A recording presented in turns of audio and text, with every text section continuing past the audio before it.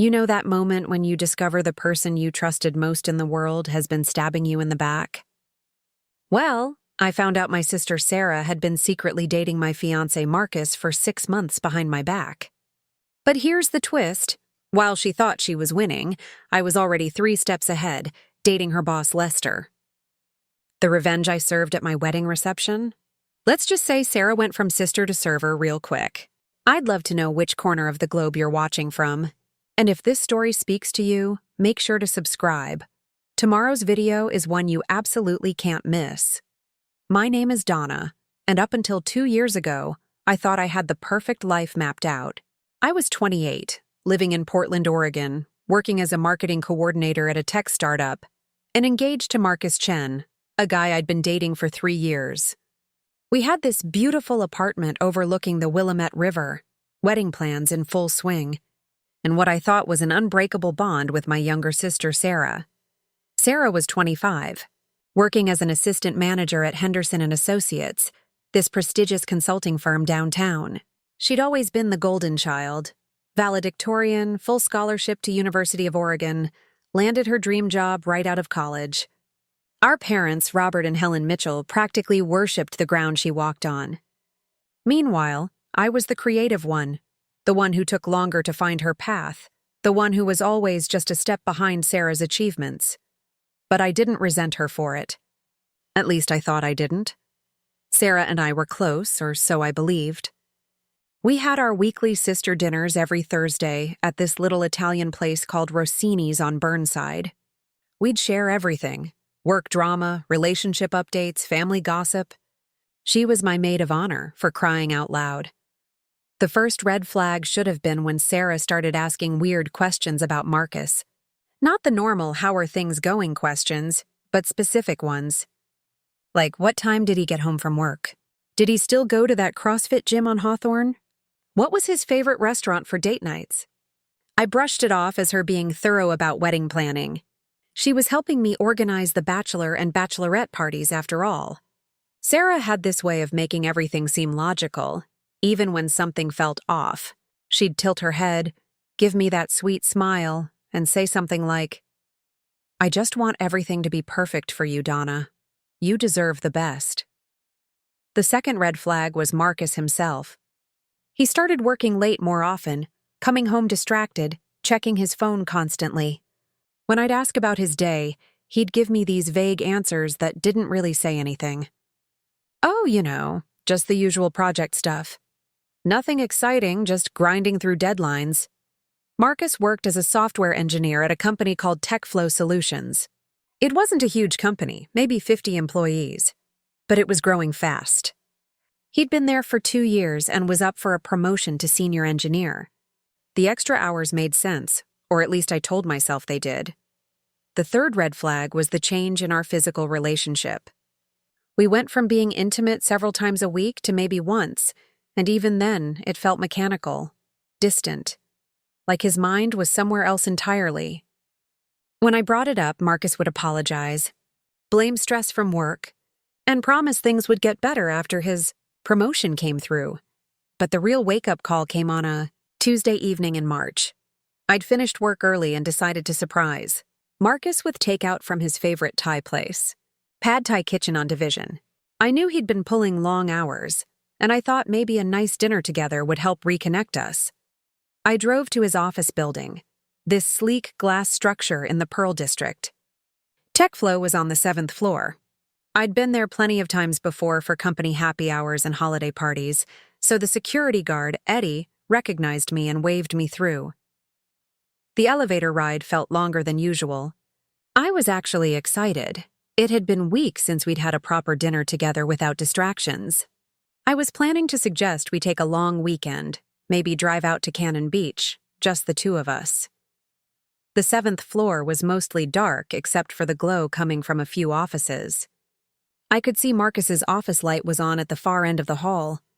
As I got closer, I heard voices. Marcus's voice, and another voice that made my blood freeze. Sarah's laugh. That distinctive giggle she'd had since we were kids. I stopped walking. My hands were shaking so badly I nearly dropped the bag of Thai food. There had to be an explanation. Maybe she was there about wedding planning? Maybe she was coordinating with Marcus about the bachelor party surprise. But then I heard Marcus say, "We can't keep doing this, Sarah. Donna's starting to ask questions." And Sarah's response, "Just a few more weeks, baby. After you break up with her, we won't have to sneak around anymore." The bag of Thai food hit the floor. The sound of the containers bursting open echoed through the hallway, and suddenly both voices went silent. I stood there for what felt like hours, but was probably only seconds. Part of me wanted to burst through that door and confront them. Part of me wanted to turn around and pretend I'd never heard anything. But mostly I just felt numb. Instead, I did something that surprised even me. I quietly picked up the mess I'd made, walked back to the elevator, and left the building. Eddie asked if everything was okay, and I managed to smile and say I'd forgotten something at home. The drive back to my apartment was a blur. I kept replaying those words over and over. After you break up with her, we won't have to sneak around anymore. How long had this been going on? How many Thursday dinners had Sarah sat across from me, listening to me talk about wedding plans, knowing she was sleeping with my fiancé? I got home and sat in my car in the parking garage for 20 minutes, trying to process everything. My phone buzzed with a text from Marcus. "Working late again tonight. Don't wait up. Love you." The casual cruelty of it hit me like a punch to the stomach. Love you. While he was upstairs with my sister, planning to dump me. That night, I didn't sleep. I lay in bed staring at the ceiling, listening to Marcus come home around midnight. He slipped into bed beside me, probably thinking I was asleep. When he kissed my forehead and whispered, "Sorry, babe," I had to bite my lip to keep from screaming. The next morning, I called in sick to work. After Marcus left, kissing me goodbye and promising we'd have dinner together that evening, I sat at my kitchen table with a cup of coffee and tried to figure out what to do. I could confront them both immediately. I could pack my bags and disappear. I could play dumb and wait to see how this played out, or I could do something else entirely. That's when I remembered Lester Henderson. Lester was Sarah's boss at Henderson and Associates. I'd met him several times at company events Sarah had dragged me to. He was 35, recently divorced, incredibly successful, and, if I was being honest, attractive in that sophisticated older man way. Dark hair with just a touch of gray at the temples, sharp suits, the kind of confidence that came from building a multi-million-dollar business from the ground up. But more importantly, I remembered the way he'd looked at me at the last company Christmas party, and the way Sarah's face had tightened when she'd caught him looking. I'd always been loyal to Marcus, never even considered flirting with other men. But Marcus and Sarah had changed the rules of the game. Maybe it was time I learned how to play by the new rules. I pulled out my laptop and started doing research. Lester Henderson, 35, divorced 18 months ago from his college sweetheart Patricia. No kids. Founded Henderson and Associates 8 years ago after leaving a major consulting firm in Seattle. The company now employed over 100 people and had clients across the Pacific Northwest. I found his personal Instagram, mostly professional photos, some hiking shots from Mount Hood, pictures with his German Shepherd Max. He looked good. Really good. By noon, I had a plan forming. It was risky, potentially messy, and definitely not something the old Donna would have considered. But the old Donna had trusted her sister and fiancé. The old Donna had been naive enough to believe that love and loyalty meant something. The new Donna was about to get a whole lot more interesting. A lot of love and effort went into bringing this story to life. If you're enjoying it, we'd be so grateful if you'd subscribe to our channel. Now back to where we left off. The next step was getting close to Lester without raising suspicion. I couldn't just show up at Henderson and Associates asking for him. Sarah would hear about it within minutes. I needed a legitimate reason to cross paths with him. That's when I remembered the Cascade Business Network mixer happening that Friday at the Nines Hotel downtown. Sarah had mentioned it weeks ago, complaining about how she had to attend these boring networking events for work, which meant Lester would definitely be there, and Sarah would be stuck playing the dutiful employee, schmoozing clients while her boss mingled with other executives. I spent Wednesday and Thursday transforming myself. Not dramatically. I couldn't show up looking like a completely different person. But I got my hair professionally styled at this upscale salon in Northwest Portland, switching from my usual ponytail to loose waves that framed my face. I invested in a new dress. Black, sophisticated, the kind that looked professional but hinted at curves. New heels that made me feel taller and more confident. Marcus noticed, of course. "You look amazing, babe. What's the occasion?" "I just felt like treating myself," I said, practicing the art of casual deception. "You know, wedding stress and all that." He bought it completely, probably because he was too distracted planning his own deception to question mine. Friday evening, I arrived at the Cascade Mixer fashionably late. The ballroom at the Nines was packed with Portland's business elite, all holding cocktails and making small talk under crystal chandeliers. I spotted Sarah almost immediately. She was near the bar, trapped in conversation with some older gentleman in a pinstripe suit, nodding politely while he droned on about quarterly projections. Lester was across the room, talking to a small group near the floor-to-ceiling windows that overlooked Pioneer Courthouse Square. Even from a distance, he commanded attention. Confident posture, animated gestures, the kind of presence that made other people lean in when he spoke. I grabbed a glass of wine from a passing server and started working my way through the crowd. The key was to make it look accidental, natural. I struck up conversations with random people, letting the flow of networking carry me gradually in Lester's direction. 20 minutes later, I was close enough to catch the tail end of his conversation about sustainable business practices. When the group dispersed, I seized my moment. "Excuse me, you're Lester Henderson, right? I'm Donna Mitchell." I extended my hand with a smile. "I think we met at your company Christmas party last year." Recognition flickered in his dark eyes. "Of course, Donna, Sarah's sister. You work in marketing, if I remember correctly. You have an excellent memory. I'm impressed." "It's one of my few talents," he said with a grin that was definitely flirtatious. "Can I get you another drink?" "You look like you might need one. These events can be overwhelming." "I'd love that." "Something tells me you know how to navigate these things better than I do." As he led me toward the bar, I caught a glimpse of Sarah across the room. She was still trapped with the pinstripe suit guy, but her eyes were scanning the crowd. When her gaze landed on me walking with her boss, her expression shifted from boredom to confusion to something that looked almost like panic. "Perfect." "So," Lester said, ordering us both another round, "what brings you to this particular torture session? Don't tell me you're looking to change careers." "Actually, I've been thinking about branching out. Maybe starting my own consulting firm. Digital marketing strategy for small businesses." It wasn't entirely a lie. I'd been toying with the idea for months, though I'd never mentioned it to Marcus or Sarah. But Lester's eyes lit up with genuine interest. "That's a smart move." "The market's definitely there. Have you thought about specializing in any particular industry?" For the next hour, we talked about business. And it wasn't just polite networking small talk. Lester was genuinely knowledgeable, asking thoughtful questions about my experience, sharing insights about the consulting world, offering suggestions about potential niches I could explore. He was also charming as hell. Funny without trying too hard, attentive without being overwhelming, confident without being arrogant.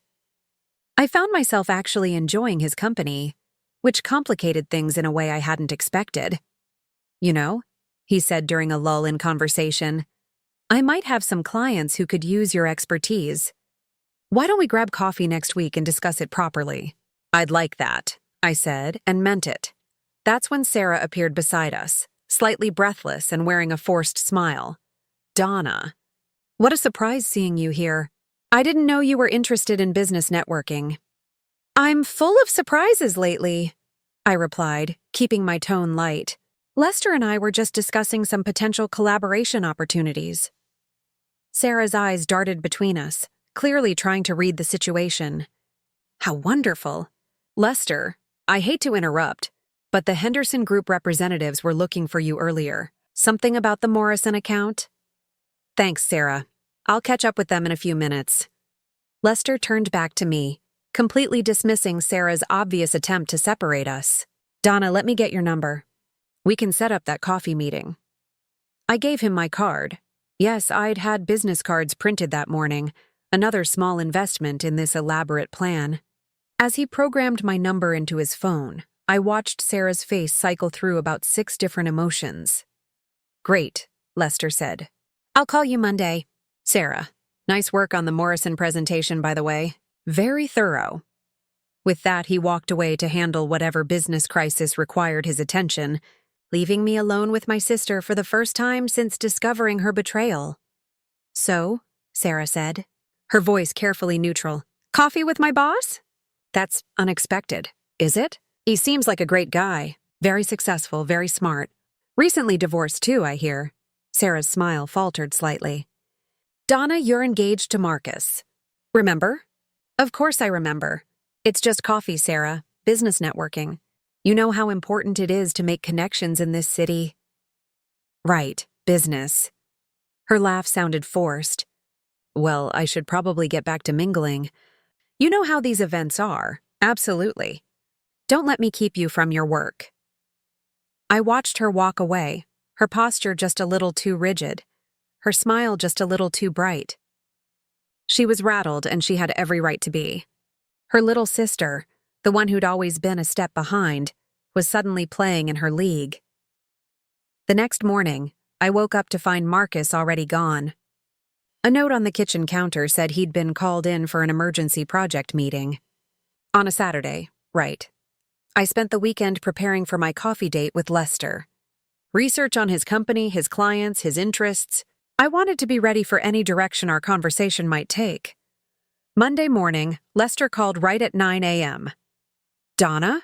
It's Lester Henderson. I hope I'm not calling too early. Not at all.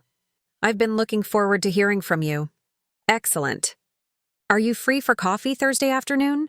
There's this great little place called Stumptown on Division. Very Portland, very private. We can talk business without half the city overhearing us. Thursday afternoon. The same day Sarah and I usually had our sister dinners. The irony wasn't lost on me. Thursday works perfectly, I said. Great. 2 o'clock? And Donna? Come prepared to talk specifics. I have a feeling this could be very mutually beneficial. After we hung up, I sat in my apartment, staring out at the river, processing what I was doing. This had started as revenge, a way to get back at Sarah for her betrayal. But sitting here now, I realized it had become something more complicated. Lester was genuinely interested in my business ideas. He was attractive, successful, and available. And for the first time in months, I felt excited about something. Not because it was part of some elaborate revenge plot, but because it felt like a real opportunity. Maybe that was the most dangerous part of all. That evening, Marcus came home with flowers. Yellow roses, my second favorite. He'd forgotten that I preferred white peonies. What's the occasion? I asked, accepting his kiss on the cheek. No occasion. I just wanted to do something nice for my beautiful fiancé. The guilt was written all over his face. He was probably planning to break up with me soon and wanted to ease his conscience with a few romantic gestures first. They're lovely, Marcus. Thank you. How was your day? Will anything exciting happen? Just the usual work stuff, I lied smoothly. Oh, and I'm having coffee with someone Thursday afternoon instead of dinner with Sarah. A potential business opportunity. That's great, babe. You should definitely explore new opportunities. The hypocrisy was breathtaking. Here he was, encouraging me to explore new opportunities while secretly planning to destroy the life we'd built together. What about you? How's the promotion coming along? Good, really good. Should know something definitive soon. More lies. I wondered if he and Sarah had their timeline mapped out. Maybe they were waiting for his promotion to come through before they made their move. Or maybe they were planning to wait until after they'd humiliated me by making me go through with wedding planning while they laughed behind my back. Either way, Thursday was going to be very interesting. Wednesday night, I got a text from Sarah. Hey, can we reschedule dinner tomorrow? Work crisis. Maybe Friday instead? I stared at the message for a long time before responding. No problem. I actually have a business meeting anyway. Friday works great. Business meeting. Let her wonder what that meant. Thursday at 2 p.m., I walked into Stumptown Coffee on Division, wearing my new confidence-like armor. Lester was already there, sitting at a corner table with his laptop open and a stack of papers beside his coffee cup. He looked up when I approached, and his smile was genuine. "Donna, you look fantastic. Ready to talk business?" "Absolutely," I said, sliding into the chair across from him. "Let's see what kind of opportunities you have in mind." The coffee meeting with Lester exceeded every expectation I'd had. What I'd assumed would be polite small talk turned into 3 hours of intense business strategy discussion. He'd brought actual client profiles, small tech startups and local nonprofits that needed exactly the kind of digital marketing expertise I could provide. "This company here," Lester said, sliding a folder across the table, "makes sustainable packaging for restaurants. Great product, zero marketing budget, and their website looks like it was built in 2003. They're bleeding money because no one knows they exist." I flipped through their materials, my mind already racing with possibilities. They need a complete rebrand, social media strategy targeting environmentally conscious restaurants, partnership campaigns with local food bloggers, maybe some guerrilla marketing at farmers markets. Exactly what I was thinking. They're willing to pay $15,000 for a 6-month contract. Interested? $15,000.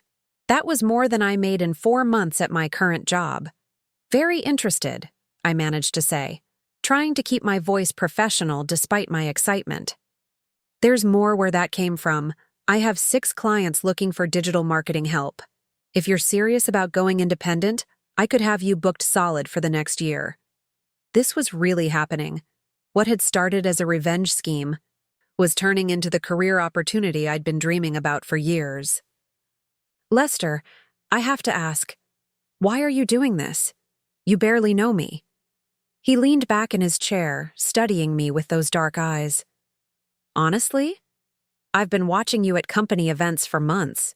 You're smart, you ask the right questions, and you don't just smile and nod when someone's talking nonsense. That's rarer than you might think in this business." "Just business, then?" "Well," he said with that devastating smile, "I'd be lying if I said business was the only reason I wanted to spend time with you." The flirtation was out in the open now, and I felt a thrill that had nothing to do with revenge. This gorgeous, successful man was interested in me. Not because I was someone's sister or fiancé, but because of who I was as a person. "I should probably mention that I'm engaged," I said, testing the waters. "I know. Sarah's told me about your wedding plans." "Congratulations!" Something in his tone suggested he knew more than he was letting on.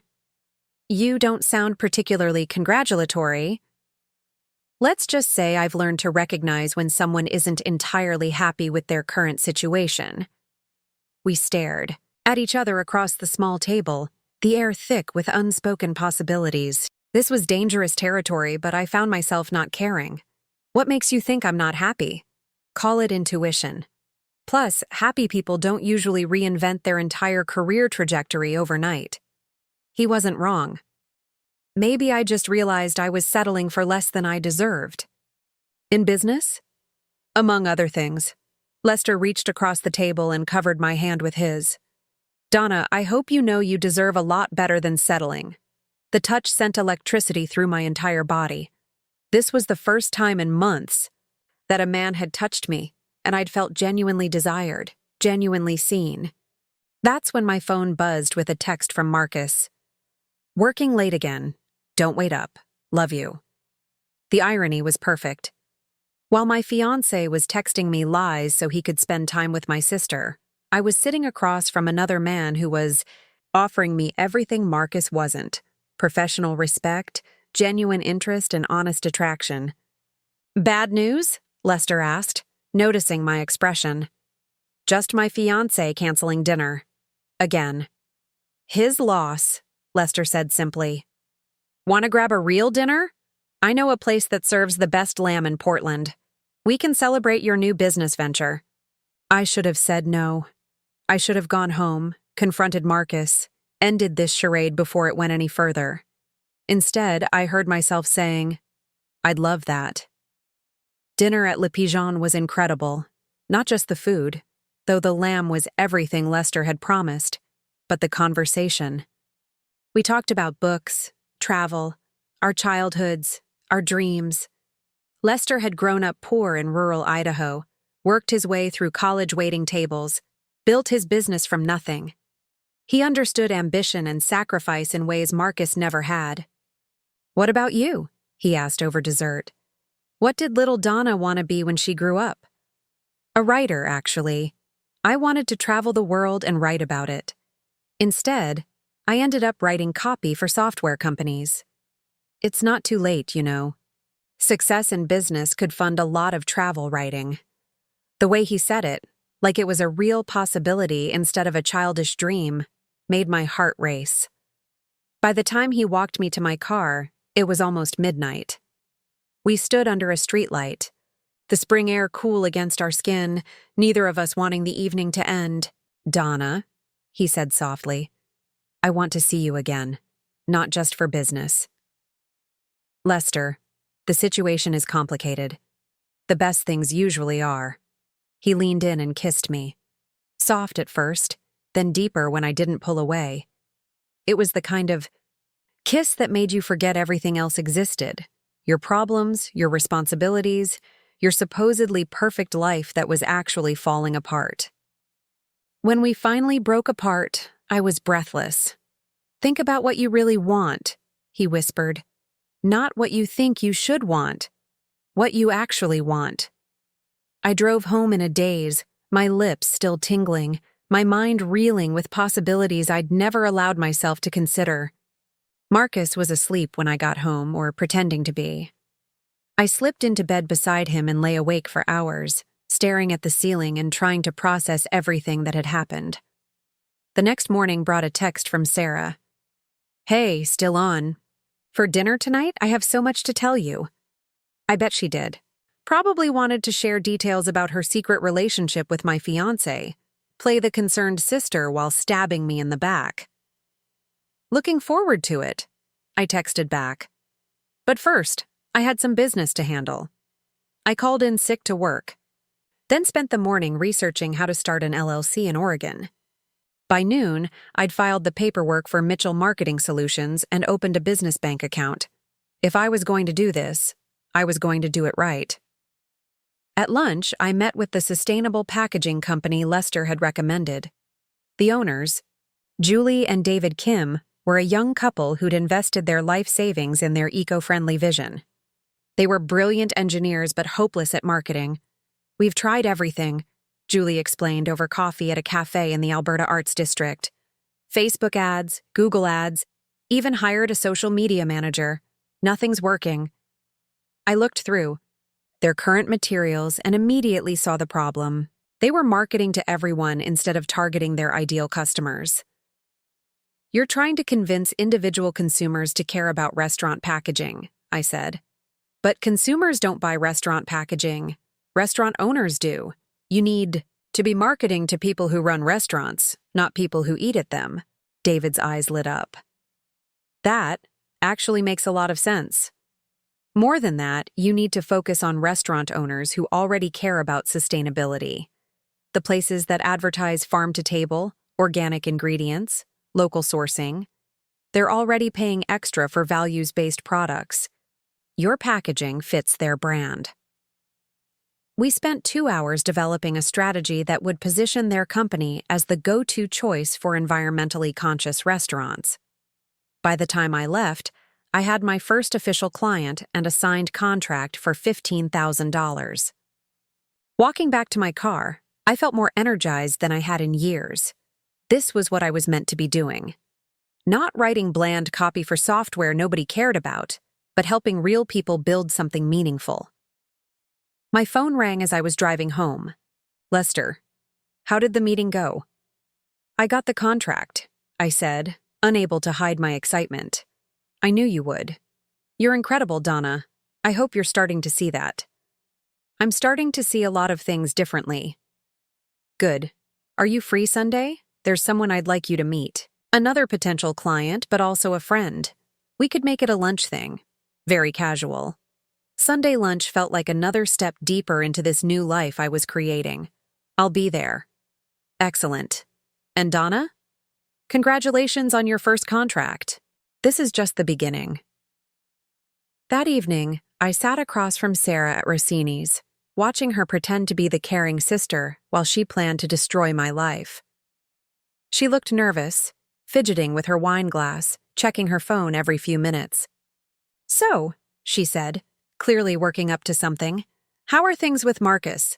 Wedding planning must be getting stressful. Actually, things are going really well, I lied smoothly.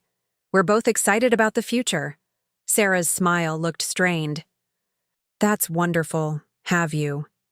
Have you thought about maybe taking a break from wedding planning? You seem a little overwhelmed lately. There it was, the setup for whatever bomb she was planning to drop. Not at all, I said cheerfully. In fact, I've been thinking we should move the timeline up. Why wait? When you know someone's the one, right? The color drained from Sarah's face. Move it up, but you've already sent save the dates for October. Details can be changed. Marcus and I were talking about maybe doing a summer wedding instead. June or July. Something intimate. Just close friends and family. Donna, I don't think that's a good idea. Why not? Sarah opened her mouth, then closed it, clearly struggling with how much to reveal. It's just, Marcus mentioned he's been under a lot of pressure at work. Maybe he needs time to focus on his career right now. When did you talk to Marcus about this? The question hung in the air between us. Sarah realized she'd trapped herself. We ran into each other at the coffee shop near his office. Last week. He seemed stressed, that's all. More lies. But now I knew for certain they were coordinating their story. Well, I said, raising my wine glass in a mock toast, I guess I'll just have to be extra supportive. Help him through this stressful time. That's what wives do, right? Wives? Fiancé. Future wives. Same thing. Sarah looked like she was going to be sick. Perfect. I was done being the naive little sister who trusted everyone. It was time to start playing the game by my own rules. Sunday lunch with Lester turned out to be at McMenamin's Kennedy School. This converted elementary school turned restaurant and hotel in Northeast Portland. The friend he wanted me to meet was Rebecca Torres, a fierce Latina woman in her 40s who owned a chain of high-end fitness studios. Across the Pacific Northwest, Rebecca's looking to expand into online coaching and needs someone to build her digital presence from the ground up. Lester explained as we settled into a booth in the old gymnasium-turned-dining room. Rebecca got straight to business. I've got 12 studios, 200 trainers, and about 5,000 active clients. My social media is a disaster. My website converts like garbage. And I'm losing clients to these Instagram fitness influencers who have half my expertise, but 10 times my online reach. I pulled out my notebook, already formulating strategies. What's your current monthly social media budget? Whatever my assistant feels like posting that week. Maybe a few hundred on Facebook ads that don't work. And your target demographic? Professional women, ages 28 to 45, household income over $75,000. They want results, but they also want to feel empowered, not intimidated. For the next 2 hours, I outlined a complete digital transformation plan. Personal branding for Rebecca, content strategies that showcased real client transformations, influencer partnerships with local wellness advocates, and a subscription-based online coaching platform that could generate passive income. This is exactly what I need, Rebecca said, reviewing my proposal. When can we start? Immediately. But this is a significant investment. We're talking about a 6-month contract worth $30,000. Rebecca didn't even blink. Done. Lester vouched for you, and I trust his judgment. Plus, you're the first marketing person who's talked to me like I'm a businesswoman instead of just another pretty face selling yoga pants. As she left, Rebecca shook my hand firmly. Welcome to the big leagues, Donna. Don't let anyone convince you that you don't belong here. After she was gone, Lester and I moved to the hotel bar upstairs, a cozy space with vintage furniture and local artwork covering the walls. $45,000 in contracted work in 3 days, Lester said, raising his beer. Not bad for someone who was writing software copy last week. I can't believe this is really happening. Believe it. You have a gift for this, Donna. You see what people actually need instead of what they think they want. The compliment warmed me more than it should have. Thank you. For everything. The introductions, the advice, the confidence boost. You don't need to thank me. I'm getting something out of this too. The consultant's fee for the referrals? That's not what I meant. Our eyes met across the small table, and the attraction that had been simmering between us reached a boiling point. This time, I was the one who leaned in first. The kiss was different from the one outside Le Pigeon. More urgent, more desperate, like we both knew we were crossing a line we couldn't uncross. Donna, he whispered against my lips, come upstairs with me. The Kennedy School had hotel rooms on the upper floors, converted from old classrooms but updated with luxury amenities. I knew what he was asking, and I knew what my answer should be. Instead, I heard myself saying, yes, room 19 had been the old music room, with high ceilings and tall windows that let in the late afternoon light. As soon as the door closed behind us, Lester pulled me against him, his hands tangling in my hair. Are you sure about this? He asked, giving me one last chance to change my mind. I've never been more sure of anything. What happened next was everything my relationship with Marcus wasn't. Passionate, intense, present. Lester touched me like I was something precious he'd been waiting his whole life to find. He whispered my name like a prayer, told me I was beautiful, made me feel alive in ways I'd forgotten were possible. Afterwards, we lay tangled in the sheets, watching the shadows lengthen across the hardwood floors. I should feel guilty, I said, tracing patterns on his chest, but you don't. No, I don't. Does that make me a terrible person? It makes you human, and it makes you someone who's finally putting herself first. My phone buzzed on the nightstand. A text from Marcus. Hey, babe. Grabbed drinks with some coworkers after that client meeting. Home later tonight. Miss you? I showed Lester the message. Client meeting on Sunday? He's not even trying to make his lies believable anymore. What are you going to do? That was the question, wasn't it? 3 weeks ago, I would have confronted Marcus, probably cried, maybe tried to fix whatever was broken between us. Now, lying in bed with his replacement, I felt oddly calm. I'm going to let them think they're winning, I said finally, right up until I pull the rug out from under both of them. That sounds ominous. It should. They want to humiliate me? Fine. But they're not going to see it coming. Lester propped himself up on his elbow, studying my face. What do you have in mind? I'm going to marry you. The words came out before I'd fully formed the thought, but as soon as I said them, I knew they were right. Donna. I'm serious. Not right now, obviously, but soon. Before Marcus works up the courage to break up with me. I want Sarah to watch me marry her boss while she's stuck serving cocktails in some bridesmaid dress she can't afford. That's insane? Impulsive? Crazy? I was going to say brilliant. But those work too. We both started laughing. The absurdity of the situation hitting us at the same time. You know, Lester said, I was married for 8 years to someone who never saw me the way you do. Someone who never challenged me or surprised me. Stable, predictable, boring. I'd rather have 6 months of being crazy with you than 6 more years of being safe with someone else. Is that a yes? That's hell, yes. But we're going to do this right. I want to court you properly, take you on real dates, meet your parents. I don't want anyone to be able to say this was just some rebound revenge thing. Even though it kind of started as a revenge thing, the best love stories usually do. I spent that evening at Lester's penthouse apartment in the Pearl District, a gorgeous space with floor-to-ceiling windows overlooking the city. We ordered a Thai takeout and planned our strategy like generals preparing for war. The key, Lester said, spreading our takeout containers across his granite kitchen island, is making this look natural. We can't just suddenly announce we're together. We need a believable timeline. Agreed. So we met at that networking mixer, had coffee to discuss business opportunities, started working together, and things developed from there. Perfect. Completely truthful, just not complete. How long do you think we need before we can go public? A month, maybe 6 weeks. Long enough for people to believe we fell for each other naturally, but fast enough to beat Marcus to the punch. And the wedding? Small ceremony, maybe 3 months from now. Just close friends and family. Very romantic, very sudden, very believable.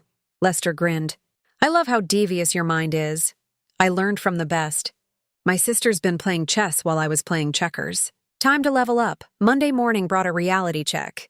I walked into my regular job at the tech startup, sat at my cramped desk in the open plan office, and realized I was done pretending this life fit me anymore. My boss, Trevor, was a 26-year-old Stanford dropout who wore hoodies to client meetings and thought synergy was the solution to every business problem. He stopped by my desk around 10 with his usual condescending smile. Donna, we need to talk about the Morrison campaign copy. The client wants something more dynamic. Dynamic how? More energy, more pizzazz, more synergy between the brand voice and the user experience. I stared at him for a moment, thinking about Rebecca Torres trusting me with $30,000, about building something meaningful instead of writing a copy for software that helped other software work slightly better. Trevor, I said, standing up from my desk, I quit. You. What? I quit. I'm starting my own consulting firm. Today's my last day. Donna, you can't just quit. We have deadlines, responsibilities. You signed a contract. An at-will employment contract, which means I can leave whenever I want. I'll finish the Morrison copy by the end of business today, and then I'm done. Trevor looked like he'd been slapped. This is very unprofessional. Very disappointing. You know what's disappointing? Spending 3 years writing copy for products I don't care about. For a boss who doesn't respect me, in a job that's going nowhere. I cleaned out my desk, finished the Morrison copy in 2 hours, and walked out of that office for the last time. The freedom felt intoxicating. That afternoon, I called my parents and asked if I could come over for dinner. It was time to start laying groundwork for the bombshell I was about to drop on the family. Robert and Helen Mitchell lived in a colonial-style house in Laurelhurst. The kind of neighborhood where everyone had perfect lawns and nobody talked to their neighbors. I'd grown up in that house, in Sarah's shadow, always the second daughter, the backup plan. Donna, sweetie! Mom hugged me at the door, then immediately started fussing. You look thin. Are you eating enough? Wedding stress can really affect your appetite. I'm fine, Mom. Actually, I have some exciting news to share. We settled in. Their formal dining room, the same room where we'd had Sunday dinners for 20 years. Dad carved the pot roast while Mom served vegetables and peppered me with questions about wedding preparations. So, I said, waiting for the right moment, I quit my job today. Both of them froze. You what? Dad's voice was dangerously quiet. I started my own marketing consulting firm. I already have 2 major clients and $45,000 in contracted work. Mom's fork clattered against her plate. Donna, the wedding is in 6 months. This is not the time for career experiments. It's not an experiment, Mom. It's an opportunity. I'm good at this. Really good. But you have stability now, Dad said. Benefits, retirement contributions, a steady paycheck. You can't just throw that away for some fantasy about being an entrepreneur. This was exactly the response I'd expected. My parents had always been risk-averse, always chosen security over possibility. It was part of why they'd always favored Sarah. She'd followed the safe path, the predictable trajectory. It's not a fantasy, I said firmly. I've already proven I can do this. What does Marcus think about this decision? Mom asked. Marcus is supportive. Another lie, but a necessary one. He wants me to be happy. Well, I hope you know what you're doing, Dad said, but his tone suggested he thought I definitely didn't. After dinner, as I was getting ready to leave, Mom pulled me aside. Donna, honey, are you sure everything's okay? You seem different lately. More. I don't know. Restless. I'm fine, Mom. Just excited about the future. And things are good with Marcus? For a split second, I considered telling her everything. About the betrayal, about Lester, about the elaborate revenge plot I was orchestrating. Instead, I just smiled. Things are exactly as they should be. That night, I lay in bed next to Marcus, listening to him breathe and planning my next move. In a few weeks, I'd drop the bombshell that would change everything. Sarah thought she was playing the long game, but she had no idea what was coming. The hunter was about to become the hunted. 2 weeks into my new life as an entrepreneur, everything was falling into place almost too perfectly. My business was booming.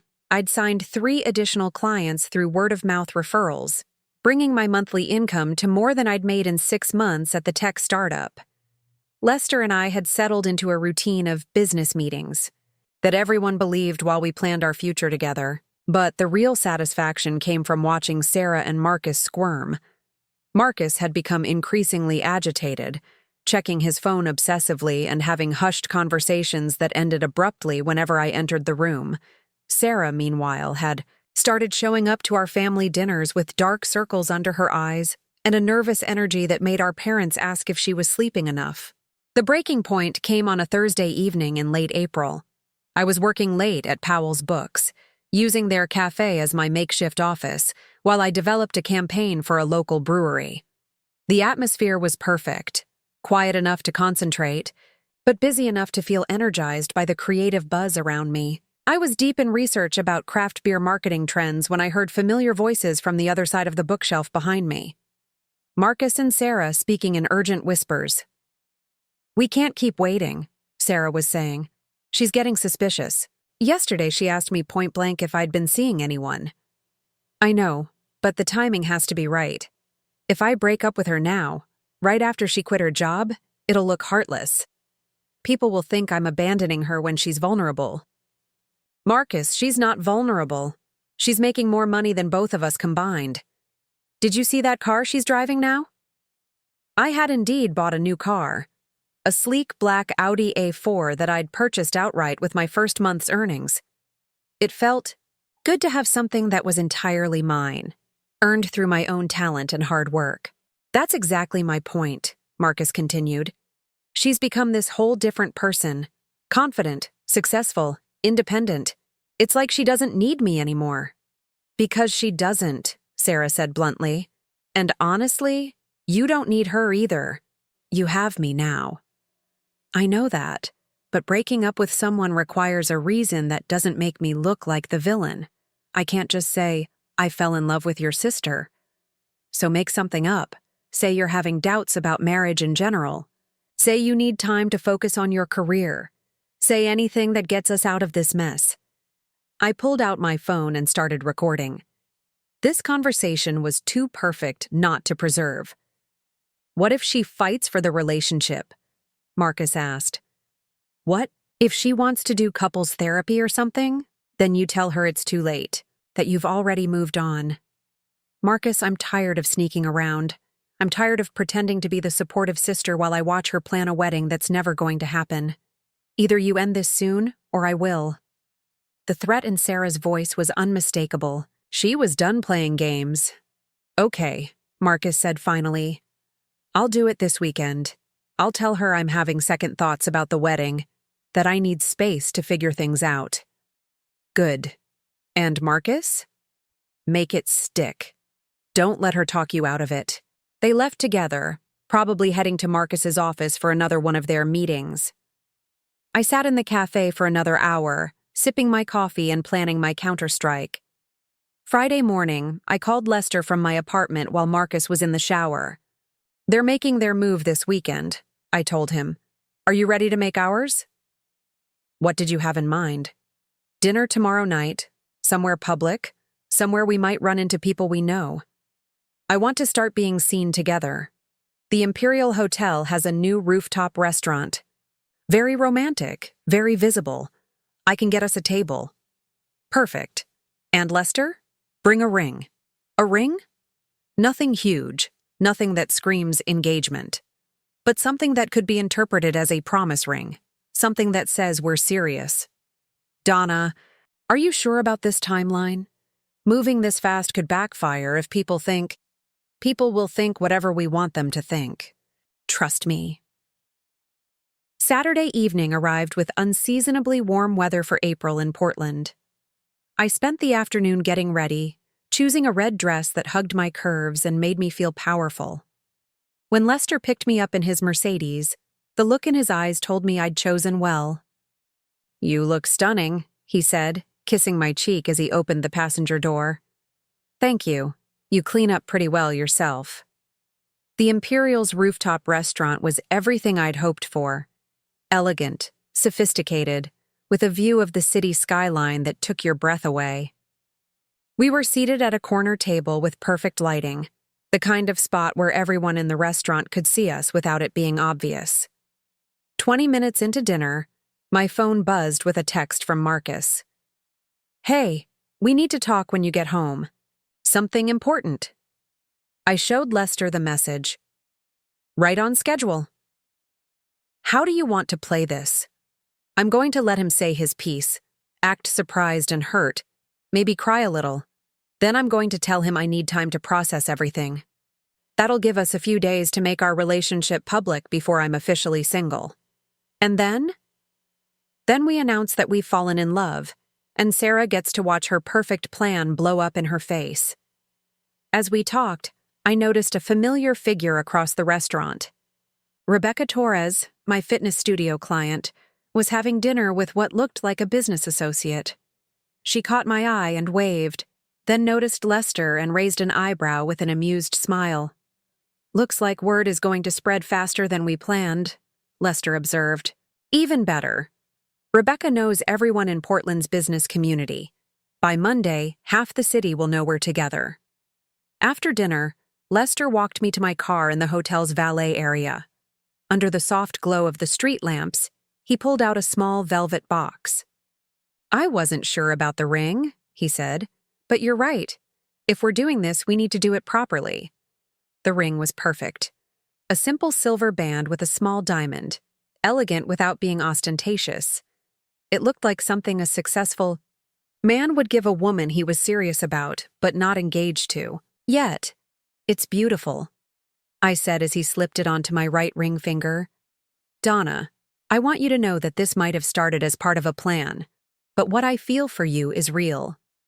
Whatever happens with your sister and Marcus, I want us to be real. We are real," I said, and meant it. Everything else is just strategy. I drove home with the ring sparkling on my finger and my heart racing with anticipation.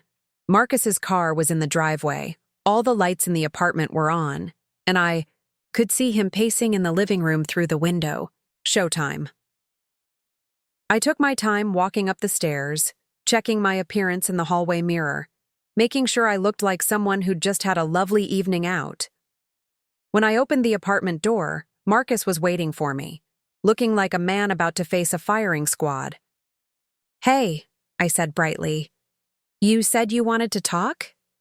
"Yeah. Sit down? This is kind of important." I settled onto the couch, tucking my legs under me and arranging my features into an expression of mild curiosity.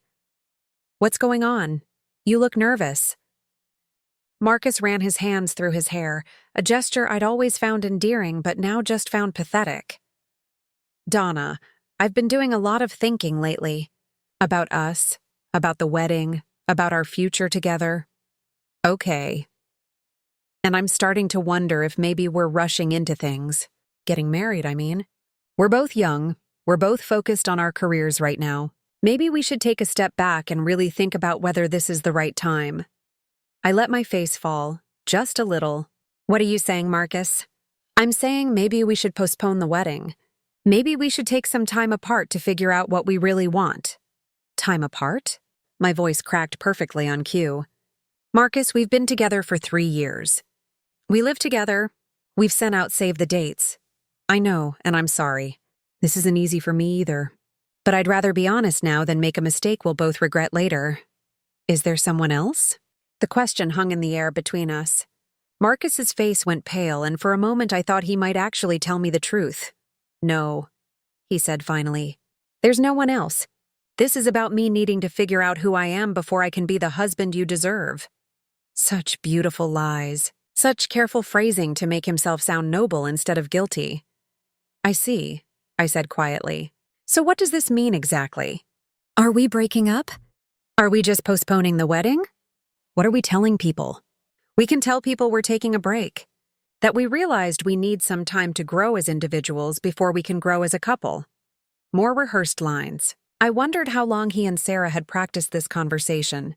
And how long is this break supposed to last? "I don't know. A few months, maybe longer. I think I should probably move out. Give us both some space to think." "Where will you go?" "I can stay with a friend for a while. Or get my own place." A friend. Right. Sarah's apartment was probably already prepared for his arrival. I stood up from the couch, walked to the window, and stared out at the city lights while I composed my response. This was the moment that would set everything else in motion. "Marcus," I said finally, turning back to face him, "if this is what you need, then I won't fight you on it. But I want you to know that I think you're making a mistake." Relief flooded his features. "Thank you for understanding. I know this is hard. It is hard. But you know what? Maybe this is exactly what I need too. Maybe I've been so focused on being your fiancé that I forgot who I am when I'm just Donna." Something in my tone made him look at me more carefully. "What do you mean?" "I mean, maybe it's time I started putting myself first for a change. My business is taking off. I'm meeting new people, exploring new opportunities. Maybe being single is exactly what I need right now." The confidence in my voice seemed to unsettle him. This wasn't the devastated, begging response he'd expected. "So we're okay? You're not angry?" "I'm disappointed," I said truthfully. "But I'm not angry. And Marcus, I hope you find whatever it is you're looking for." "Thank you, Donna. Really. I'll start packing some things tonight."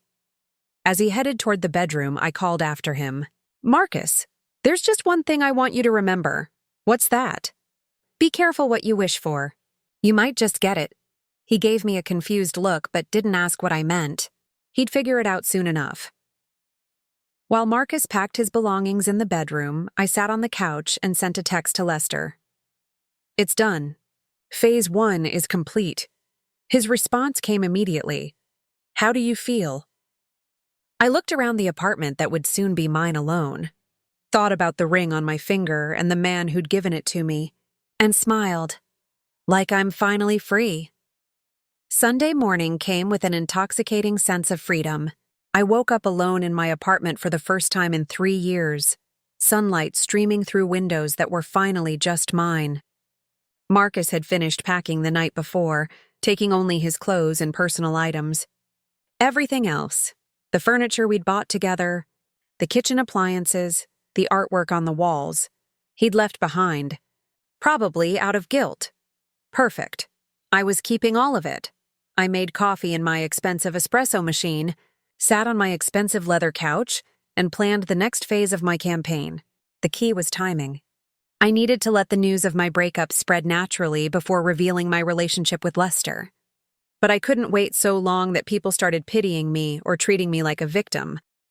My phone buzzed with a text from Sarah. "Hey, heard about you and Marcus.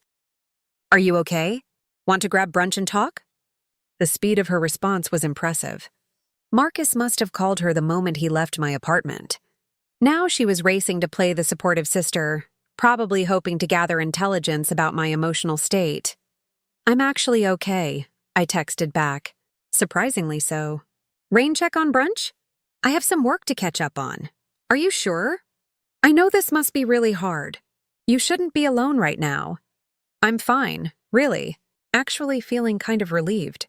Maybe this was what we both needed. I could practically feel her confusion through the phone. This wasn't the devastated, dependent sister she'd expected to comfort. Instead of brunch with Sarah, I spent Sunday at Lester's penthouse, ostensibly working on Rebecca Torres's marketing campaign, but really just enjoying being with someone who saw me as an equal. We spread campaign materials across his dining table, laptops open, coffee cups scattered between mood boards and demographic charts. The Torah's account is going to be a game changer, Lester said, reviewing the social media strategy I'd developed. She's already talking about expanding to California and Washington. If you can prove ROI on this campaign, she'll probably double your retainer. When I prove ROI, I corrected, leaning back in my chair. Maybe I don't. One of the many things I love about you. He reached across the table to take my hand, his thumb brushing over the promise ring he'd given me. Speaking of which, when do you want to make our debut as a couple? Tomorrow night. There's a charity gala for the Oregon Food Bank at the convention center. Half of Portland's business community will be there, including several people who know both Sarah and me. Bold choice. Very public. That's the point. I want maximum visibility when we walk in together. I want people talking. What about your parents? Shouldn't you prepare them first? I considered this. My parents would be shocked, confused, probably disapproving of the timeline. But they'd also be impressed by Lester's success and social status. My mother had always been a sucker for appearances, and showing up with Portland's most eligible bachelor would certainly make an impression. I'll call them tonight. Give them just enough information to process it, but not enough time to interfere. And Sarah? Sarah gets to find out the same way as everyone else. In front of a room full of people who matter in this city. That evening, I FaceTimed my parents from my apartment, sitting in the living room with carefully arranged lighting that made me look glowing and confident instead of recently heartbroken. Donna, sweetheart, my mother said when she answered, Sarah told us about you and Marcus. How are you holding up? Actually, Mom, I'm doing really well. Better than I expected. That's good, honey. But it's okay to be sad, too. 3 years is a long time, I know. But honestly, I think this breakup opened my eyes to some things I'd been ignoring. Like the fact that I've been so focused on being half of a couple that I forgot who I am as an individual. My father joined the frame, looking concerned. Are you sure you're processing this in a healthy way? Sometimes people throw themselves into work or other distractions to avoid dealing with their emotions. I'm not avoiding anything, Dad. I'm actually embracing some new opportunities, including a personal one. Both of my parents went very still. What kind of personal opportunity? My mother asked carefully. I've been seeing someone. It's still early, but it's serious enough that I wanted you to know before you heard it from someone else. The silence stretched for several seconds. Donna, my father said finally. You broke up with Marcus yesterday. Don't you think you should take some time to... This isn't a rebound, Dad. I've been getting to know this person for weeks. We started as business associates, but it developed into something more. He's the one who helped me get my consulting firm off the ground. He? My mother's voice went up an octave. Who is he? How do you know him? What does he do? His name is Lester Henderson. He owns Henderson and Associates, one of the most successful consulting firms in Portland. He's been mentoring me professionally, and we discovered we have a lot in common personally. I watched my parents exchange glances. I could see them doing the mental math. Successful businessman, established career, probably older and financially stable. The kind of man they'd always hoped I'd end up with but never thought I'd attract. Henderson and Associates, my father repeated. I know that company. Very well regarded. Very profitable. Lester's incredibly successful, yes. But more importantly, he respects my ambitions. He sees me as an equal partner, not someone who needs to be taken care of. Donna, this is very sudden, my mother said. Are you sure you're not rushing into something because you're hurt about Marcus? I'm sure, Mom. In fact, Lester and I are attending the Oregon Food Bank Gala tomorrow night. It'll be our first public appearance as a couple. Another silence. Then my mother's social instincts kicked in. The Oregon Food Bank Gala? That's a very prestigious event. Very visible. I know. Lester thought it would be appropriate, given our professional status in the community. Well, my father said slowly, I suppose if you're sure about this, I am. And I hope you'll both be happy for me. I know the timeline seems fast, but sometimes you just know when something is right. We want you to be happy, sweetheart, my mother said, though her tone suggested she was still processing everything. When do we get to meet him? Soon, maybe next weekend if you're free for dinner. Of course we're free. We'll make ourselves free. After we hung up, I poured myself a glass of wine and stood on my balcony, looking out over the city lights. Everything was falling into place exactly as I'd planned. My parents were intrigued rather than disapproving. My business was thriving. And tomorrow night, I'd make my relationship with Lester public in the most dramatic way possible. My phone rang. Sarah. "Hey," she said when I answered. "I was hoping we could talk. About Marcus, about everything that's happening. What about it?" "Well, I know this must be really difficult, and I just want you to know that I'm here for you." "Whatever you need." The fake concern in her voice was almost insulting. "That's sweet of you, Sarah, but I'm actually doing fine." "Great, even." This breakup was probably the best thing that could have happened to me. "Come on, Donna. You don't have to pretend with me. I know you must be devastated." "Why would I be devastated? I'm free to focus on my career. I'm making more money than I ever imagined. And I'm finally figuring out what I want from life." "If anything, I should thank Marcus for doing me a favor." I could hear her confusion. "But you loved him. You were planning a wedding." I loved the idea of him. But love shouldn't feel like work, and our relationship has become exhausting. Now I can see that we weren't right for each other. "So you're not upset at all?" "The only thing I'm upset about is all the time I wasted trying to make something work that was fundamentally broken." "Oh, well, that's very mature of you." I'm learning to be more mature about a lot of things. In fact, I'm learning to prioritize relationships with people who actually value me instead of people who take me for granted. There was something in my tone that made her pause. "What do you mean?" "Nothing specific, just general life lessons. Speaking of which, I should probably go. I have an early morning meeting with a new client." "Okay. But Donna, if you need anything at all, just call me. I'm always here for you." "I'll remember that," I said, and hung up. The next evening, I stood in front of my bedroom mirror, putting the finishing touches on my appearance for the gala. I'd chosen a midnight blue evening gown that hugged my curves and made my eyes look luminous. The promise ring sparkled on my finger, and my new diamond earrings, another gift from Lester, caught the light perfectly. It looked like success.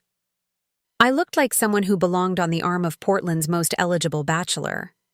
I looked nothing like the insecure woman who used to define herself through her relationships with other people.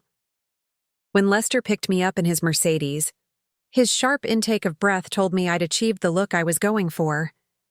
"You're going to be the most beautiful woman at this event," he said, helping me into the car. "That's the idea.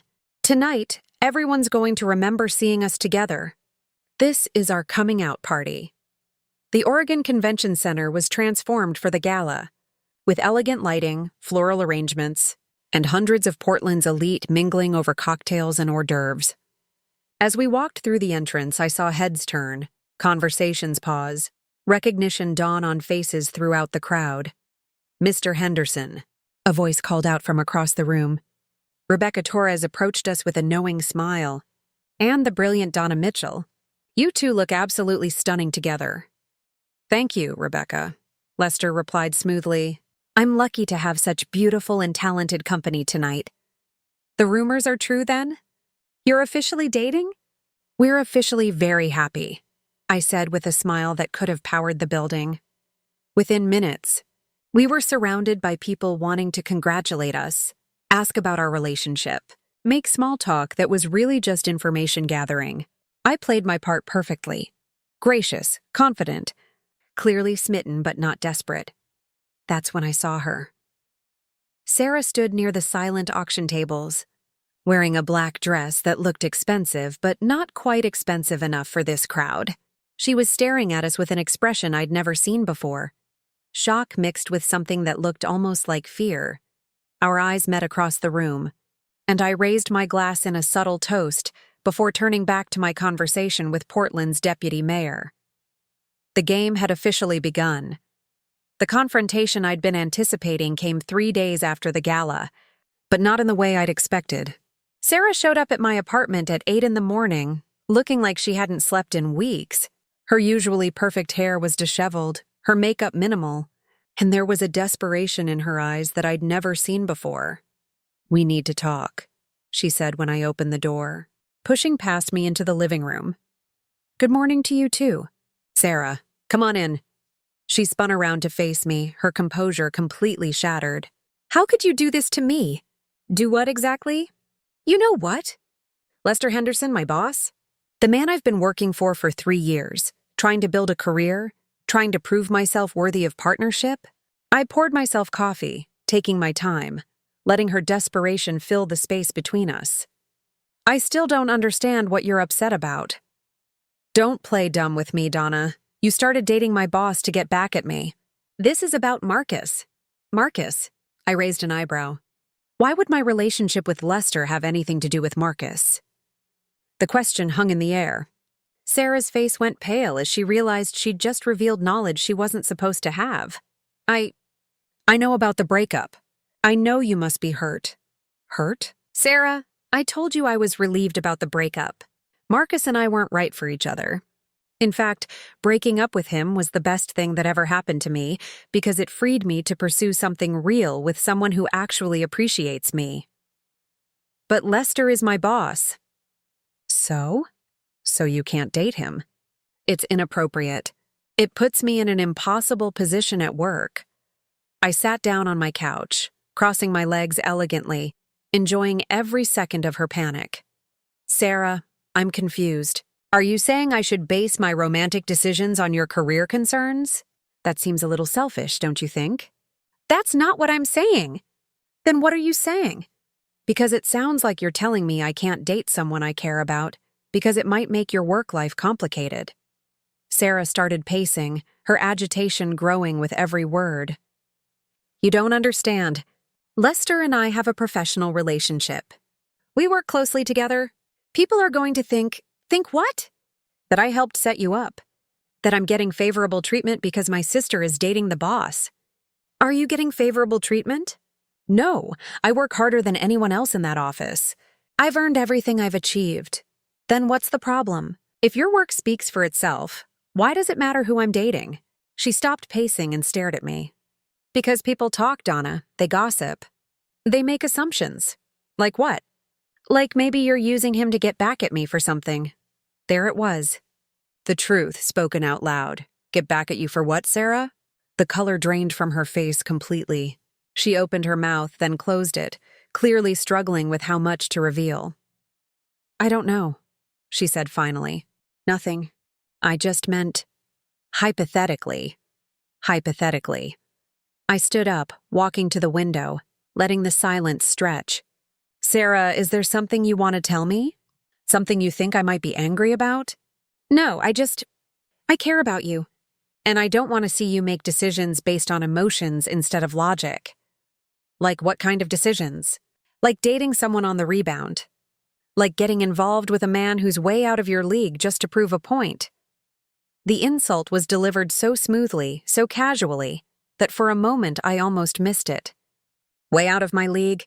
There was the real Sarah, the sister who'd always seen me as inferior, who couldn't believe that someone like Lester Henderson would genuinely want me. "Out of my league?" I repeated softly. "I didn't mean it like that." "I just meant—" "You meant exactly like that." I turned from the window to face her. "You can't believe that a successful, attractive man would actually want me. You think the only reason Lester is interested is because I'm some kind of rebound consolation prize. Donna, that's not— Tell me, Sarah, what would be in my league? Someone like Marcus?" She flinched at his name. "Oh, wait," I continued. "Marcus isn't available anymore, is he? Because he's found someone better. Someone more worthy of his time and attention." "I don't know what you're talking about, don't you?" I walked to my laptop, opened it, and pulled up the audio recording I'd made at Powell's Books. Sarah's voice filled the room, crystal clear. "Marcus, I'm tired of sneaking around. I'm tired of pretending to be the supportive sister while I watch her plan a wedding that's never going to happen." Sarah's face went white as death. "You recorded us? I happened to be in the right place at the right time." Amazing what you can learn when people think they're speaking privately. The recording continued, Marcus's voice joining Sarah's as they planned their strategy for breaking up with me. Every word, every calculated move, every casual cruelty preserved in digital clarity. When it finished, the silence in the room was deafening. "How long?" I asked quietly. "Donna, how long were you sleeping with my fiancé behind my back?" Sarah's shoulders sagged in defeat. 6 months. 6 months. I nodded slowly. 6 months of Thursday dinners where you listened to me talk about wedding plans. 6 months of helping me pick out flowers and venues and dresses. 6 months of sisterly heart-to-hearts while you were fucking my boyfriend. It wasn't supposed to happen. It developed naturally. Naturally. I laughed, but there was no humor in it. "Is that what we're calling it?" "Donna, you have to understand. I understand perfectly. You wanted something that was mine, so you took it. Just like when we were kids, my toys, my friends, my opportunities, and now my fiancé. It wasn't like that, wasn't it? Tell me, Sarah, did you ever actually care about me?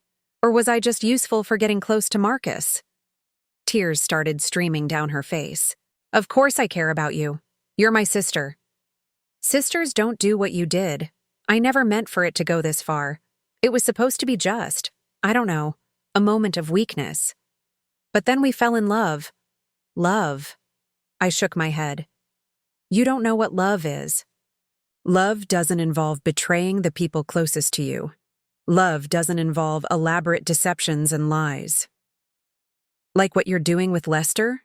The accusation hung between us.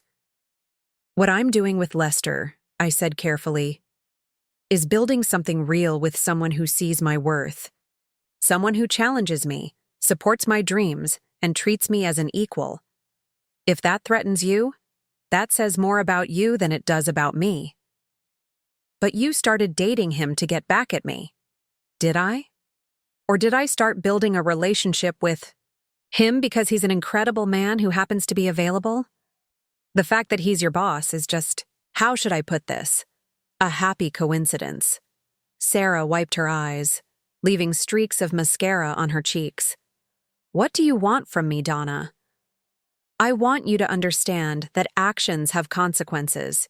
You made choices, and now you get to live with the results. What does that mean?" I walked to my desk and pulled out an elegant envelope. Inside was an invitation printed on expensive cardstock. "Lester proposed to me last night," I said, handing her the invitation. "We're getting married in 6 weeks. Small ceremony. Just close friends and family. You're invited, of course. As a guest." Sarah stared at the invitation, her hands shaking. 6 weeks? Donna, that's insane. You barely know him." "I know him well enough to know he's never lied to me, never betrayed me, never pretended to care about me while planning to destroy my life behind my back. But this is crazy. You can't marry someone just to get revenge." "Who says it's revenge? Maybe I'm marrying him because he's the best man I've ever met. Maybe I'm marrying him because he makes me happy in ways Marcus never did. Maybe I'm marrying him because when I'm with him, I feel like the best version of myself. Or maybe," I continued, my voice dropping to a whisper, "maybe I'm marrying him because I want you to serve drinks at my wedding reception?" The words hit her like a physical blow. "What?" "You're invited to the wedding, Sarah, as catering staff. Henderson and Associates is handling the event planning, and Lester specifically requested that you be assigned to our reception. You'll get to watch me marry your boss while you serve champagne to our guests. I won't do it. That's your choice. But if you don't show up for the assignment, you'll be fired for insubordination. And given that I'm about to become Mrs. Henderson, I doubt you'll find another job in Portland's consulting industry very easily." Sarah sank into a chair, the full scope of her situation finally hitting her. "You've really thought this through, haven't you? I've had 6 months to think it through. 6 months while you were stabbing me in the back. And Marcus? What about Marcus? What about him? He made his choice. He chose you. Now he gets to live with the consequences of that choice, just like you do. He loves me. Does he? Or does he love the idea of you? The excitement of sneaking around, the thrill of forbidden romance. Let's see how much he loves you when the excitement wears off and you're just another relationship that started with betrayal. Sarah stood up slowly, clutching the wedding invitation. I never wanted it to end this way between us. Then you shouldn't have started it the way you did. She walked toward the door, then stopped. For what it's worth, I am sorry. I never meant to hurt you. No, I said quietly. You never meant to get caught. After she left, I stood in my empty apartment, feeling lighter than I had in months. The confrontation was over. The truth was out, and justice was about to be served in the most poetic way possible. 3 weeks later, I married Lester Henderson in a beautiful ceremony at the Portland Art Museum. It was elegant, intimate, and absolutely perfect. My parents cried with joy, our friends celebrated with genuine happiness, and I felt more loved and valued than I ever had in my life. And Sarah? She showed up in her black catering uniform, served champagne to our guests with shaking hands, and watched me dance with the man who was supposed to be out of my league. Marcus didn't come to the wedding. According to mutual friends, he and Sarah's relationship had imploded 2 weeks after my confrontation with her. Apparently, the excitement of forbidden love didn't translate well to the reality of being together openly. Who could have predicted that? 6 months later, I was running the most successful boutique marketing firm in Portland, had moved into Lester's penthouse permanently, and was genuinely, completely happy. Sarah had found a new job at a smaller firm for half her previous salary. Marcus had moved to Seattle, presumably to start over where nobody knew about his reputation for sleeping with his girlfriend's sister. Sometimes people ask me if I feel guilty about how everything played out. The answer is simple: I don't. I didn't destroy Sarah and Marcus's lives. I just refused to let them destroy mine. They wanted to play games with my heart, my trust, and my future. They just didn't expect me to play the game better than they did. The best revenge, as it turns out, isn't just living well. It's making sure the people who wronged you have front row seats to watch you do it. Looking for more? We've got 2 amazing stories ready for you right on screen. If this one touched you, these are absolutely worth your time. Click to watch them now. And hey, subscribe and hit that bell to never miss our latest uploads.